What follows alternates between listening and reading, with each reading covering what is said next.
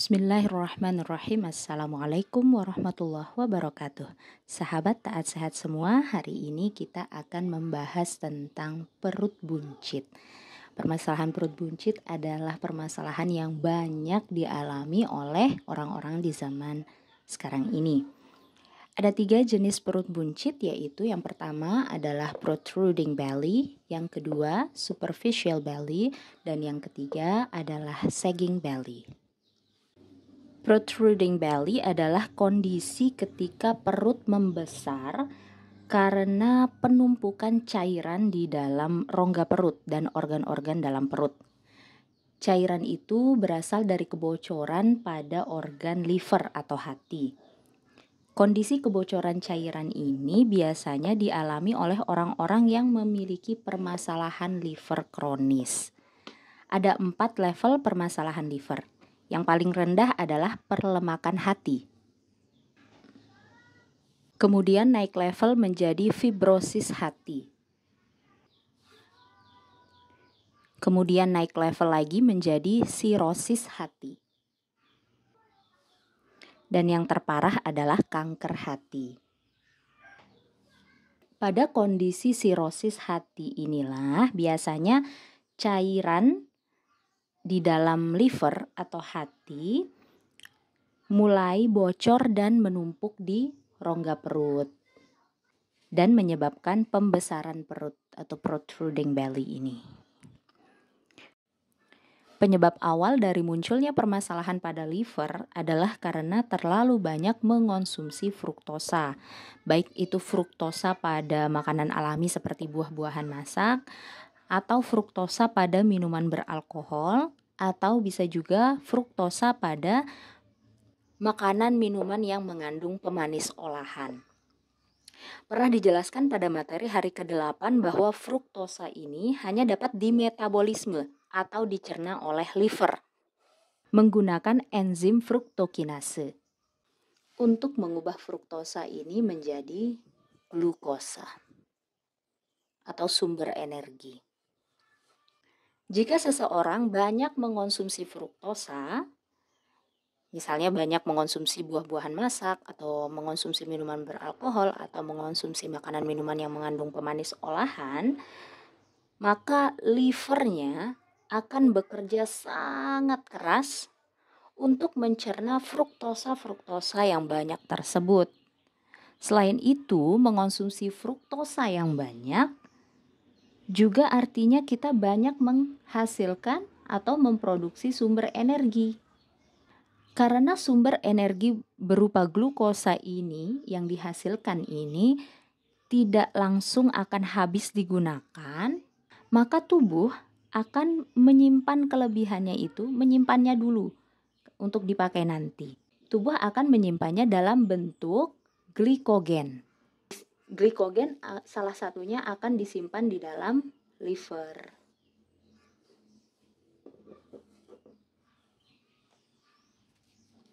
Akan tetapi karena liver ini hanya mampu menampung 100 gram glikogen, hanya 100 gram saja setiap hari, maka sisa-sisa dari glukosa ini terpaksa harus diubah ke dalam bentuk lain. Namanya adalah trigliserida. Trigliserida ini kemudian nanti akan disimpan di dalam sel lemak. Karena liver hanya mampu menampung 100 gram saja, jadi sisa-sisanya yang masih banyak itu akan disimpan ke dalam bentuk trigliserida yang nantinya akan disimpan di dalam sel lemak. Penyimpanan energi berlebih berbentuk trigliserida di dalam sel lemak inilah yang nantinya akan memunculkan masalah perlemakan hati atau fatty liver. Seperti yang dijelaskan tadi pada 4 jenis permasalahan liver. Nah, yang pertama ini adalah fatty liver ini. Inilah yang menjadi titik awal permasalahan pada organ liver. Untuk mencapai kondisi sirosis hati, untuk mencapai kondisi ini dari perlemakan hati menuju sirosis hati, prosesnya tidak dapat ditebak.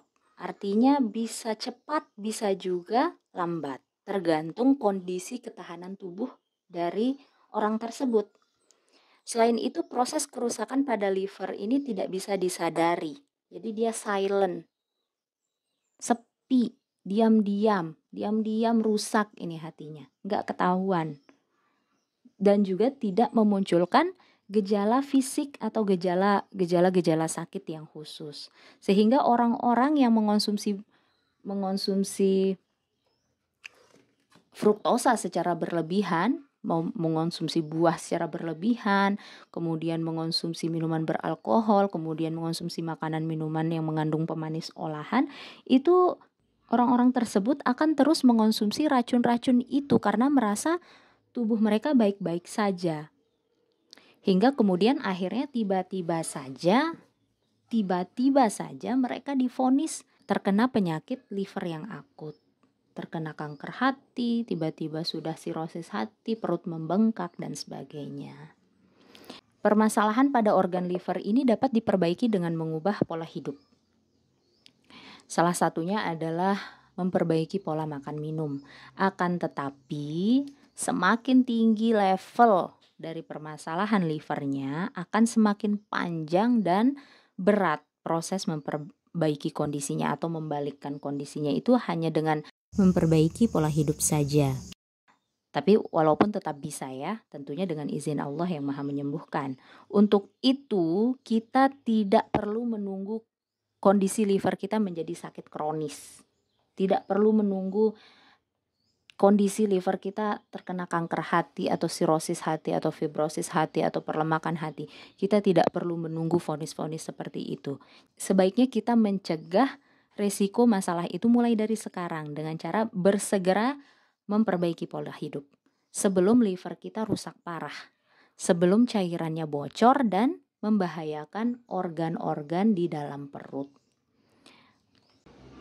Cara mencegah resiko kerusakan pada organ liver adalah dengan menjalankan pola hidup halal thayyib tidak berlebih. Menjalankan syariat halal artinya kita berhenti mengonsumsi minuman beralkohol.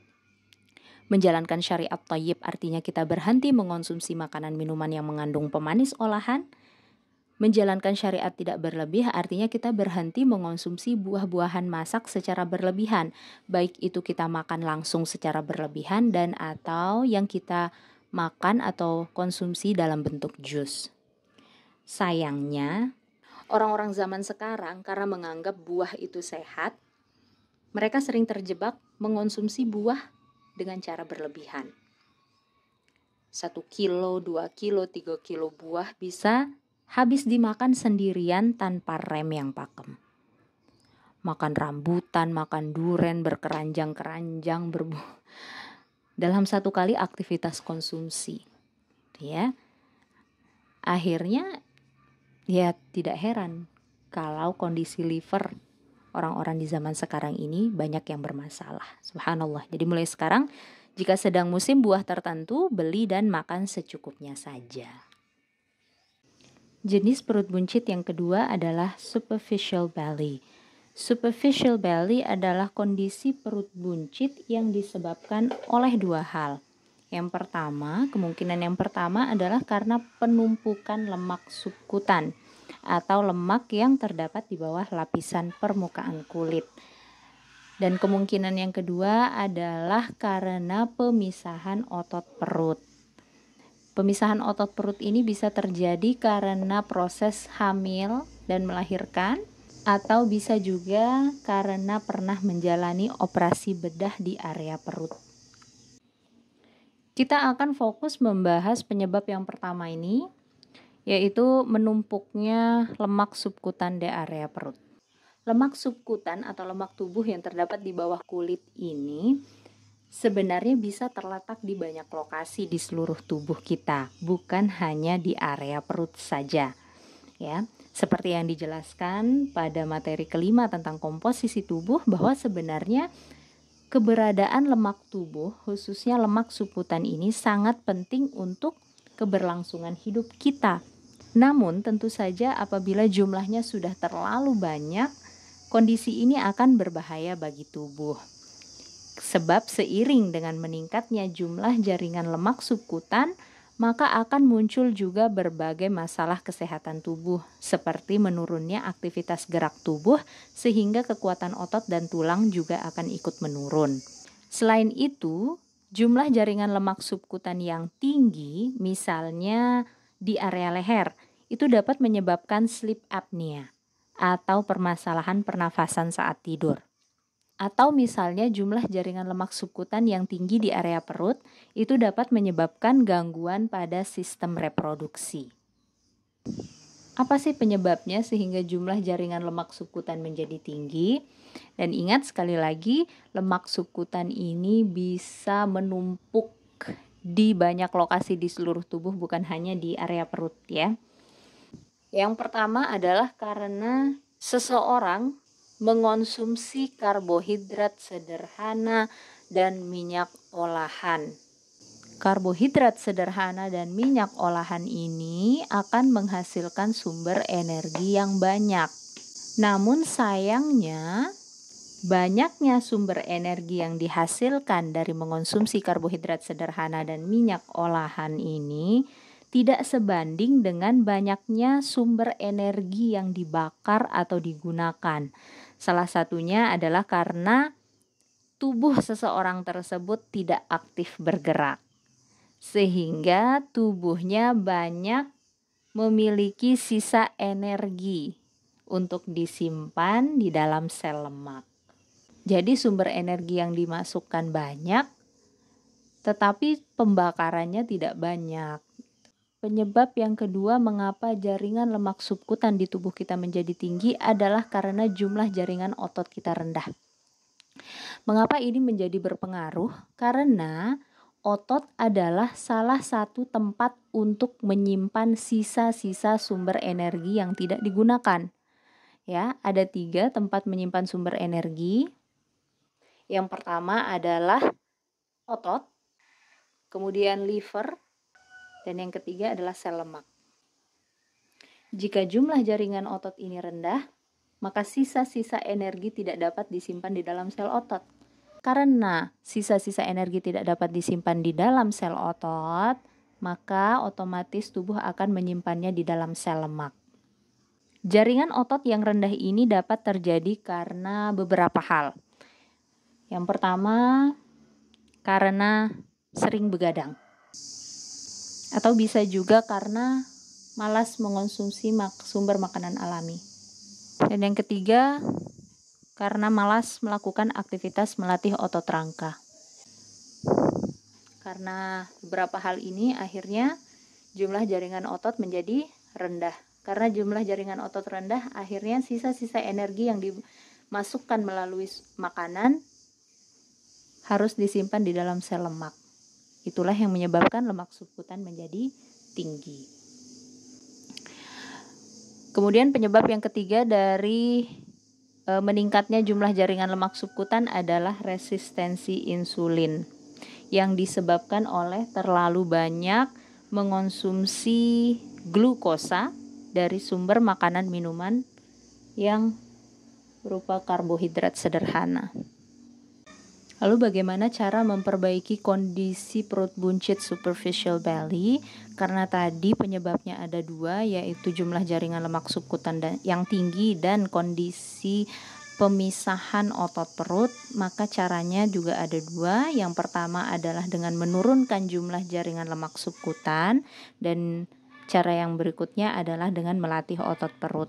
Untuk mengurangi jumlah jaringan lemak subkutan, caranya adalah dengan mengubah pola hidup, diantaranya dengan mengatur pola makan minum dengan cara menjalankan syariat halal thayyib tidak berlebih. Ingat selalu 4 strategi dalam menjalankan syariat ini. Selanjutnya adalah meningkatkan jumlah jaringan otot rangka. Karena ketika jumlah jaringan otot rangka ini naik, maka kalau ada sisa-sisa energi yang tidak digunakan, tubuh akan menyimpannya di dalam otot rangka, bukan menyimpannya di dalam sel lemak. Jadi ketika sisa-sisa sumber energi disimpan di dalam otot rangka, jumlah jaringan lemak subkutan itu tidak akan bertambah. Bagaimana cara meningkatkan jumlah jaringan otot rangka? Yang pertama adalah dengan melakukan olahraga melatih otot rangka, kemudian dengan mengonsumsi makanan-makanan alami, dan mendapatkan istirahat yang cukup. Sedangkan untuk kondisi otot perut yang terpisah, kita dapat melakukan olahraga melatih otot perut untuk memperbaiki jaringan otot perut yang terpisah. Ada banyak contoh gerakan-gerakan olahraga untuk melatih otot perut di YouTube, bisa dicari ya, untuk orang-orang yang mengalami pemisahan otot perut. Tetapi penting untuk diingat bahwa dikarenakan keberadaannya yang sangat penting untuk melindungi organ-organ di rongga perut, maka lemak subkutan di area perut ini akan tetap ada. Jadi tidak mengapa jika perut kita tidak rata seperti papan. Itu adalah suatu hal yang normal. Justru malah kalau perut kita terlalu rata, terlalu kecil ya, terlalu tipis. Nah, itu malah tidak normal. Apalagi untuk perempuan yang sedang masuk masa haid, pasti perut bagian bawahnya itu akan sedikit membuncit karena pengaruh hormon. Jadi yang perlu kita lakukan adalah cukup menjaga saja agar jumlah jaringan lemak subkutan di area perut tersebut tidak berlebihan. Jenis perut buncit yang ketiga adalah sagging belly. Sagging belly adalah kondisi perut buncit yang disebabkan oleh visceral fat atau jaringan lemak visceral. Jaringan lemak visceral ini berbeda dengan jaringan lemak subkutan yang tadi kita bahas sebelumnya. Kalau jaringan lemak subkutan ini bisa terdapat di seluruh tubuh, di bawah permukaan kulit. Sedangkan jaringan lemak visceral ini hanya terdapat di dalam rongga perut. Jaringan lemak visceral menyelimuti organ-organ dalam perut seperti lambung, limpa, liver atau hati, usus, pankreas, dan lain-lain. Penyebab menumpuknya jumlah jaringan lemak visceral ini bisa karena dua hal. Yang pertama adalah pola makan minum yang buruk, yaitu perpaduan atau kombinasi antara penyebab perut buncit nomor 1 dan penyebab perut buncit yang nomor 2 yang sudah dijelaskan sebelumnya. Artinya, jaringan lemak visceral ini dapat terbentuk karena terlalu banyak mengonsumsi fruktosa, misalnya dari alkohol, pemanis olahan, dan konsumsi buah-buahan masak secara berlebihan. Dan bisa juga karena terlalu banyak mengonsumsi lemak olahan dan glukosa dari karbohidrat sederhana seperti terigu. Penyebab yang kedua adalah pola pikir yang buruk, stres atau tekanan emosional. Ketika pola pikir seseorang buruk, alarm tubuhnya akan menyalakan tanda bahaya yang kemudian memunculkan hormon kortisol atau hormon adrenalin atau hormon-hormon stres lainnya sebagai tim penyelamat yang tugasnya adalah untuk menyediakan sumber energi atau glukosa bagi tubuh. Namun sayang, dalam menjalankan tugasnya itu, hormon-hormon stres tersebut akan mengambil kandungan protein pada otot untuk kemudian mengubahnya menjadi sumber energi. Jika seseorang terus-menerus mengalami tekanan emosional atau mempunyai pikiran-pikiran buruk, hormon stres, salah satunya kortisol ini, akan semakin banyak diproduksi. Jika hormon stres semakin banyak diproduksi, protein di dalam otot akan semakin sering disedot, yang akhirnya menyebabkan jumlah jaringan otot menjadi turun. Ketika jumlah jaringan otot turun, kekuatan tulang akan ikut turun. Namun sebaliknya jumlah jaringan lemak akan meningkat. Dan lemak ini salah satunya dalam bentuk lemak visceral. Jaringan lemak visceral adalah jaringan lemak yang sangat berbahaya. Yang pertama adalah karena lemak visceral termasuk lemak aktif yang dapat masuk dan mengendap di pembuluh darah. Kalau sudah masuk ke pembuluh darah, berarti ini akan menjadi masalah di pembuluh darah. Ketika pembuluh darah kita bermasalah, maka akan muncul banyak sekali masalah-masalah penyakit yang menyertainya, seperti tekanan darah tinggi, peradangan pembuluh darah, penyakit jantung kronis, serangan jantung, stroke, kolesterol tinggi, asam urat tinggi, beberapa jenis kanker, Alzheimer, dan lain-lain. Ini semua dimulai dari pembuluh darah yang bermasalah. Kemudian, keberadaan lemak visceral yang tinggi atau yang menumpuk dapat menurunkan fungsi organ-organ dalam perut. Karena lemak visceral kan ada di dalam rongga perut. Jadi yang akan terpengaruh adalah fungsi organ-organ yang ada di dalam perut seperti liver, usus, kemudian limpa, termasuk juga organ-organ reproduksi. Selain itu, yang membuat jaringan lemak visceral menjadi sangat berbahaya adalah karena lokasinya yang tersembunyi di dalam rongga perut.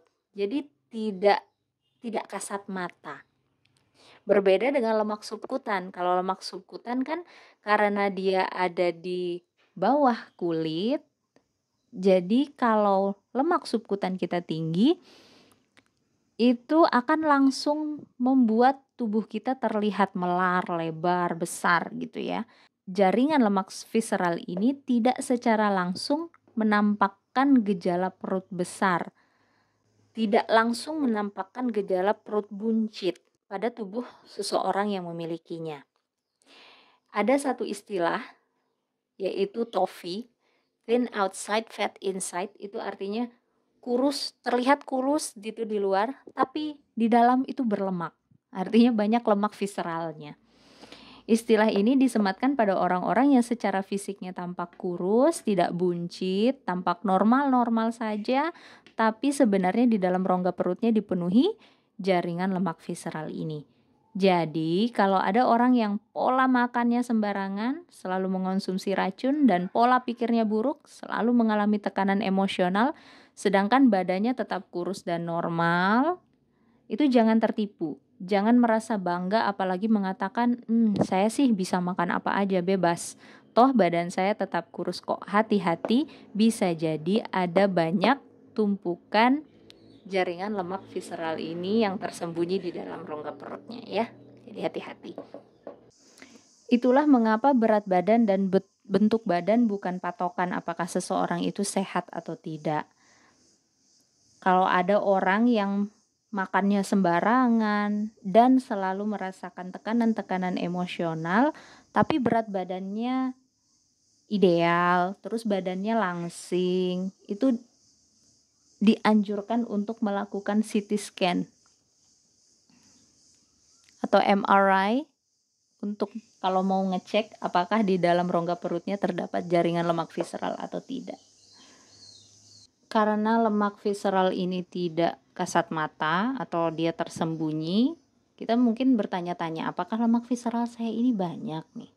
Nah, yang pertama untuk mengetahuinya tentu saja kalau mau yang akurat itu kita harus cek di lab dengan alat khusus, mungkin yang dimasukkan kamera atau apa dengan alat khusus ya yang lebih canggih. Atau kita bisa juga mengevaluasi pola hidup kita selama ini. Bagaimana pola makan minum kita? Bagaimana pola pikir kita? Kalau pola makan minum kita buruk, tentu saja itu akan memicu keberadaan atau terbentuknya atau menumpuknya jaringan lemak visceral di dalam rongga perut kita. Kalau pola pikir kita juga buruk selama ini, itu juga tentu akan menjadi salah satu hal yang akan memicu menumpuknya lemak visceral di dalam rongga perut kita.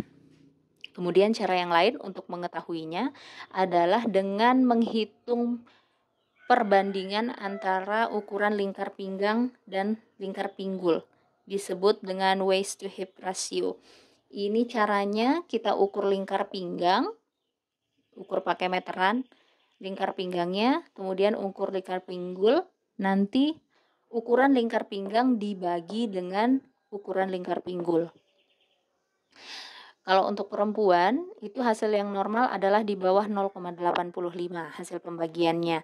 Kalau untuk laki-laki, hasil pembagiannya yang normal itu di bawah 0,90.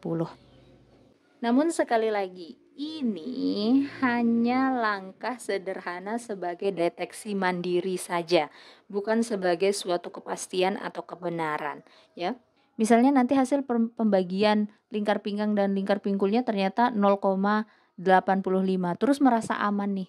Wah, berarti saya nggak punya lemak visceral dong, karena hasilnya normal, gitu kan. Padahal pola makan minumnya buruk, pola pikirnya buruk, gitu. Makanya dikatakan bahwa ini hanya deteksi mandiri saja, ya. Jika ingin mengetahuinya lebih pasti, ya kembali lagi ke yang ini. Lakukan tes khusus dengan alat scan yang canggih di laboratorium supaya mendapatkan hasil yang lebih akurat. Gitu.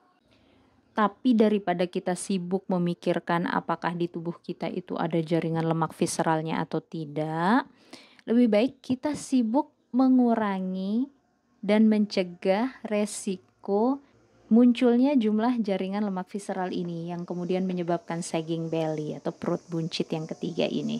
Ya, bagaimana caranya? Ada dua cara. Yang pertama adalah yang prioritas atau yang utama, dan yang kedua adalah yang sekunder, ya. Yang prioritas ini, yang utama untuk kita lakukan ada dua. Yang pertama adalah mengubah pola makan minum, yaitu taat menjalankan syariat halal thayyib, tidak berlebih. Artinya kita harus berhenti mengonsumsi makanan yang haram seperti minuman beralkohol dan berhenti mengonsumsi makanan yang khabith atau beracun seperti karbohidrat sederhana dan lemak olahan. Dan juga kita harus berhenti mengonsumsi makanan yang halal dan thayyib secara berlebih-lebihan. Yang paling utama selanjutnya untuk dilakukan adalah dengan mengelola pikiran. Karena saat kita sering merasa tertekan oleh pekerjaan, oleh orang lain, oleh masa lalu, oleh masa depan, oleh kejadian-kejadian buruk yang kita alami, ketika kita tertekan, kemudian menyebabkan pikiran-pikiran buruk menguasai tubuh kita, maka hormon stres akan hadir dalam jumlah yang berlebihan, yang kemudian akan membuat komposisi tubuh kita menjadi tidak seimbang. Nah, untuk cara yang sekunder ini adalah kita melakukan olahraga, rutin melakukan olahraga, melatih otot jantung dan melatih otot rangka. Olahraga ini bukan langkah yang utama, dia masuk ke langkah yang sekunder, tapi olahraga itu sangat bagus untuk mengurangi stres. Olahraga dapat membuat tubuh kita menjadi rileks. Ketika tubuh kita rileks, tidak stres, maka produksi hormon-hormon stres yang memicu terbentuknya jaringan lemak visceral itu dapat ditekan. Kemudian langkah yang terakhir adalah tidur yang cukup dan berkualitas, karena dapat mengurangi produksi hormon stres pada tubuh dan sangat membantu proses pertumbuhan otot tubuh. Usahakan untuk tidur di jam 9 malam dan tidak begadang, karena begadang dapat memicu produksi hormon stres, dan begadang itu juga dapat membuat jumlah jaringan otot menjadi turun. Banyak orang yang masih menyepelekan jam tidur ini. Jam tidur. Padahal kuantitas dan kualitas tidur itu sangat berpengaruh terhadap keseimbangan komposisi tubuh. Tapi kan ada tuh orang yang sering begadang badannya kurus langsing, gitu ya. Tidak akan bosan-bosannya saya mengatakan bahwa keseimbangan komposisi tubuh itu tidak terlihat dari bentuk badan. Karena salah satu jenis lemak tubuh, yaitu lemak visceral ini, itu tidak dapat diukur dari bentuk badan yang kurus atau langsing. Ya, tidak dilihat dari apakah dia gemuk atau langsing gitu.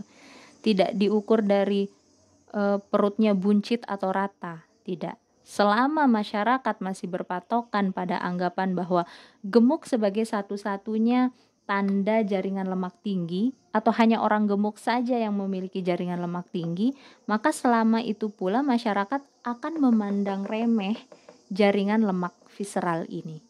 Padahal seperti yang disebutkan sebelumnya bahwa lemak visceral ini adalah jenis lemak yang sangat berbahaya. Jadi jangan tertipu jika ada orang yang sering begadang dan makan sembarangan tapi badannya tetap kurus. Ya, selamat menggelontorkan lemak dengan cara yang tepat. Semoga Allah mudahkan dalam mengamalkan ilmu. Wassalamualaikum warahmatullahi wabarakatuh.